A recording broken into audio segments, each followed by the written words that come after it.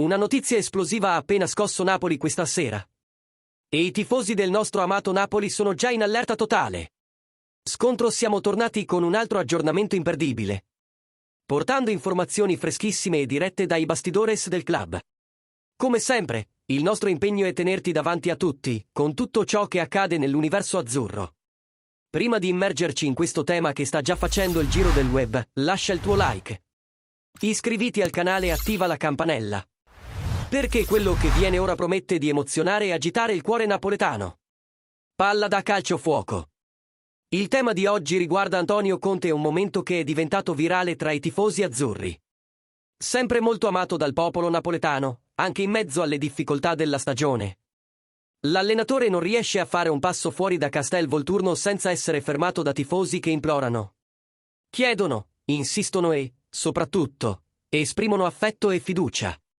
Tra le domande più ripetute ce n'è una che risuona come un grido di speranza. Il mister, resterete con noi? La risposta di Conte, registrata dai tifosi e diffusa sui social, è stata diretta, sincera e carica di quel tono serio che ormai è diventato il suo marchio di fabbrica. Siamo qui per lavorare e dare il massimo. Il resto, vedremo. Una frase breve, ma potente. Conte non ha promesso il cielo né ha chiuso porte. Ha mostrato rispetto per il club, per i tifosi e per il momento. Sa bene che il Napoli sta vivendo settimane complicate, l'attacco spreca occasioni decisive. La difesa alterna sicurezza e fragilità, e il centrocampo soffre tra assenze e irregolarità. Nonostante ciò, Conte mantiene il suo stile combattivo, disciplinato e intenso. Lo stesso che ha guidato il Napoli allo scudetto pochi mesi fa. In città, molti hanno interpretato la sua risposta come un segnale importante. Conte non sta scappando dalle responsabilità. Non sta prendendo le distanze e non ha mostrato alcun desiderio di abbandonare la nave. Vuole lottare. Vuole ritrovare lo spirito competitivo che vede affievolito in alcuni giocatori.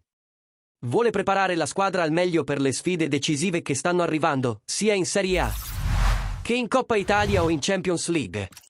E, soprattutto, vuole i tifosi al suo fianco, come lo sono sempre stati. Gli stessi tifosi che lo hanno fermato per strada, che gli hanno fatto la domanda che tutti volevano porre e che ora attendono con ansia ogni gesto del loro allenatore. E ora vogliamo sentire te, tifoso azzurro, come hai interpretato la risposta di Conte. Credi che resterà per ricostruire il Napoli o pensi che la stagione possa cambiare lo scenario? Lascia la tua opinione qui nei commenti e, naturalmente, sostiene il canale con un super thanks cuore blu fuoco per permetterci di continuare a portarti contenuti esclusivi e aggiornati su tutto ciò che accade nei bastidores del nostro Napoli. Forza Napoli sempre!